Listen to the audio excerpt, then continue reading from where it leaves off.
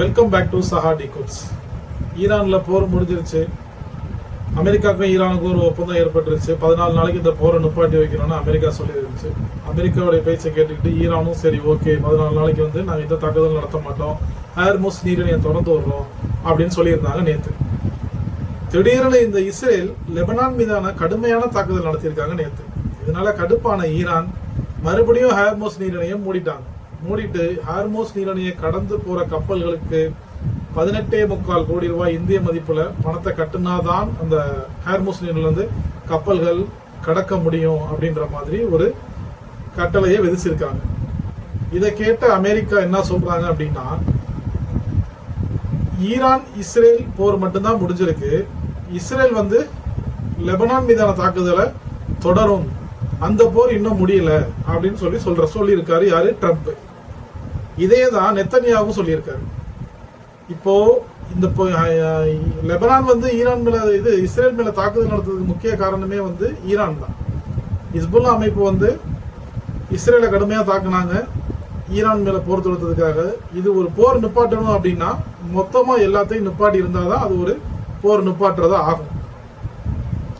Hezbollah எங்களுக்கு எப்போதுமே பிரச்சனையா இருக்காங்க, நாங்க ஹிஸ்புல்லாவை ஒன்றும் இல்லாம பண்ணிடுவோம் அப்படின்னு சொல்லிட்டு இஸ்ரேல் இந்த தாக்குதலை தொடங்கி இருக்காங்க. இதனால ஈரான் ஒன்னு தாக்குதல் நிப்பாட்டினா முழுமையா நிப்பாட்டணும், அப்படி இல்லையா திரும்ப போற ஆரம்பிச்சிடும். ஏன்னா இப்பதான் உலகத்தினுடைய வல்லரசு மாதிரி ஈரான் ஆகிக்கிட்டு இருக்கு. ஈரான் கெஞ்சல கூத்தாடல அமெரிக்கா கிட்ட. அமெரிக்கா பெரிய வல்லரசு. அந்த வல்லரசு கிட்ட ஈரான் எந்த விதமான நிபந்தனையும் வைக்கல, கோரிக்கையும் வைக்கல இந்த போர் நிறுத்த சம்பந்தமா.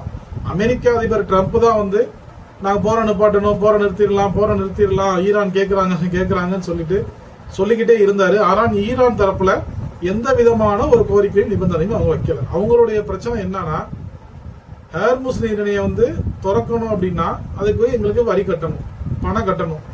எங்களுக்கு இந்த போர் மூலமா ஏற்பட்டிருக்கக்கூடிய இழப்புகளுக்கு அமெரிக்கா அதற்கான இழப்பீடு தொகையை வழங்கணும், அமெரிக்காவும் இஸ்ரேலும்.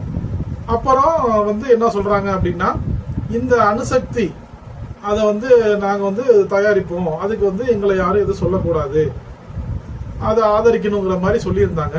இதெல்லாம் ஒரு பக்கம் இருந்தாலும் இன்னைக்கு காலையில அமெரிக்காவுடைய ஆளில்லா உளவு விமானம், அது கடல் சம்பந்தமான உளவு பார்க்கக்கூடிய ஒரு விமானம், அதை ட்ரோன்னு சொல்றாங்க. பெரிய லெவலான ட்ரோனு, பெரிய ஒரு விமானம் சைஸுக்கா இருக்கக்கூடிய ஒரு பெரிய ட்ரோனு. அதனுடைய மதிப்பு 1200 கோடி ரூபாய் இந்திய மதிப்புல.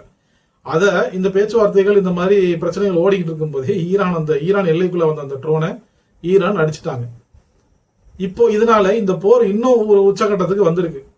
ட்ரம்ப் சொல்றாரு, ஏற்கனவே சொல்லியிருந்தாரு ட்ரம்ப், ஒரே நைட்டுக்குள்ள ஈரானை அழிக்க போறேன், ஈரான் ஒரே நைட்ல அழிஞ்சு போயிடும் அப்படின்னு மிரட்டல் விட்டுக்கிட்டே இருக்கிற இந்த காலத்துல ஈரான் என்ன பண்றாங்கன்னா, இந்த அமெரிக்காவுடைய ஆளில்லா உளவு விமானத்தை இன்னைக்கு அடிச்சுட்டாங்க.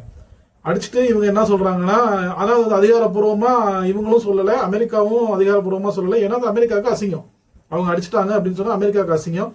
அமெரிக்கா மக்கள் ட்ரம்ப் மேல கடுமையான இன்னும் கோபமாயிருவாங்க அப்படின்றதுனால ட்ரம்ப் என்ன சொல்றாரு, இது தொழில்நுட்ப கோளாறுனால எங்கேயோ விழுந்திருக்கலாம், இல்ல வேற ஏதோ ஒரு பிரச்சனைனால அது மாயமாகி இருக்கலாம் அப்படின்ற மாதிரி சொல்றாங்க. ஆனா அது உண்மையான காரணம் என்னன்னு பாத்தீங்கன்னா, ஈரானுடைய ராணுவம் அதை அடிச்சுட்டாங்க.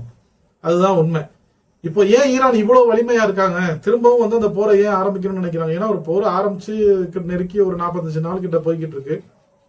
இன்னமும் ஏன் இந்த ஈரான் இந்த போரை முடிவுக்கு கொண்டு வரல அப்படின்னா, ஒரு முடிவு வந்தா தீர்க்கமான முடிவா வரணும். இனிமேல் ஈரான் அமெரிக்காவோ இஸ்ரேலோ நம்மள நெருங்கக்கூடாது அப்படின்ற மாதிரி முடிவுக்கு வந்துட்டாங்க. ஏன்னா 35-40 வருஷத்துக்கான பகை, இந்த பகையை இதோட நம்ம முடிச்சிடணும். இதுக்கு மேலேயும் கொஞ்சம் கொஞ்சமா அப்படி கொஞ்சம் விட்டு வெட்டுறது இந்த மாதிரி இருக்கவே கூடாது. ஒண்ணு முடிச்சா மொத்தமா முடிச்சிடணும். இனிமேல் நம்மள்ட்ட எவனுமே வாலாட்டக்கூடாது அப்படின்ற மாதிரி ஈரான் இருக்காங்க. ஈரானுக்கு சப்போர்ட்டா சைனா, ரஷ்யா மற்றும் வடகொரியா இவங்க ஒரு மறைமுகமான ஒரு ஆதரவை கொடுத்துக்கிட்டு இருக்கிறத நம்ம பாக்குறோம்.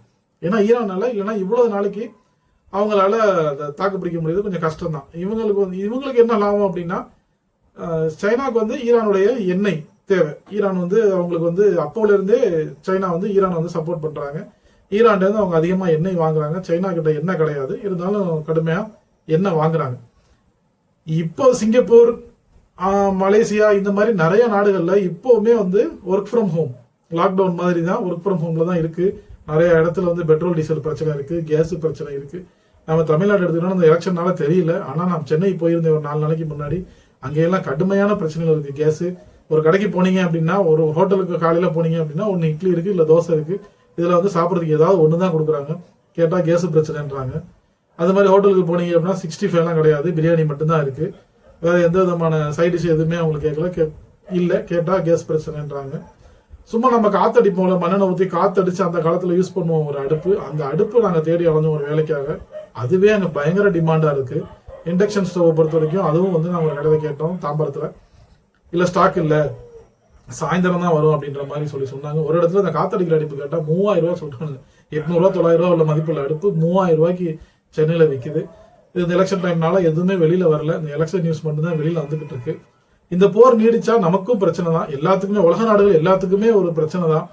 ஆனா இது அமெரிக்காவும் இஸ்ரேலும் பண்ற செயலை பார்த்தா இது இப்போதைக்கு இது முடிகிற மாதிரி தெரியல. ஈரானுக்கு வந்து அவங்களுக்கும் பேக்ல வந்து நிறைய நாடுகள் சப்போர்ட் பண்றதுனால கிம் ஜாங் உன்லாம் வந்து 2 அணுகுண்டை கொடுத்தாருன்னா இன்னும் பயங்கரமா குசி ஆயிடுவாங்க. அந்த மாதிரி தான் அவங்களுக்குள்ள ஒரு பேச்சுவார்த்தை நடந்துகிட்டு இருக்கு. இதை வந்து யாருமே இந்த போர் நடக்கிறத விரும்பல. இருந்தாலும் இந்த போர் முடியணும், ஒரு முடிவுக்கு வரணும் அப்படிங்கறத நம்ம எல்லாருடைய ஆசையுமே.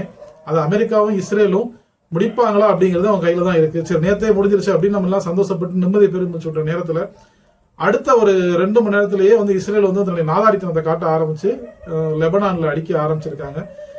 கடுமையான அடி. 200-250 பேருக்கு மேல வந்து மௌத்தா போயிட்டாங்க, இறந்துட்டாங்க. இது என்னன்னா ஒரு அடக்கம் பண்ற மயத்தாங்கொள்ளையில வந்து ஒருத்தர் அடக்கம் பண்ணிட்டு இருக்கும்போது அந்த இடத்துல கரெக்டா குண்டு போட்டாங்க ஒரு பள்ளத்தாக்குல. அங்கேயே மட்டுமே ஒரு 10 பேர் இறந்து போயிருக்காங்க அடக்கம் பண்ண வந்த இடத்துலயே. அது போக இஸ்ரேல் லெபனான் அரசாங்கம் வந்து மக்களை வந்து அதிகமா ரத்த தானம் பண்ண சொல்லி ஆஸ்பத்திரிக்கு வர சொல்லியிருக்காங்க. ஏன்னா நிறைய பேருக்கு அங்க பிளட் தேவைப்படுது அப்படிங்கிறதுனால. இந்த போர் சீக்கிரம் முடியணும் அப்படிங்கிறது தான் நம்ம எல்லாருடைய எண்ணமும் கூட. ஆனா இது வந்து அமெரிக்காவும் இஸ்ரேலும் முடிப்பார்களா அப்படின்றத நம்ம பொறுத்திருந்து தான் பார்க்கணும். வாங்க நம்ம பொறுத்திருந்து பார்க்கலாம். அடுத்தடுத்த அப்டேட்டோட நான் உங்களை மீட் பண்றேன். தேங்க்ஸ் ஃபார் வாட்சிங் சஹா டிகோட்ஸ். நம்மளுடைய வீடியோ பிடிச்சிருந்தா நம்ம சேனலை சப்ஸ்கிரைப் பண்ணுங்க, லைக் பண்ணுங்க, ஷேர்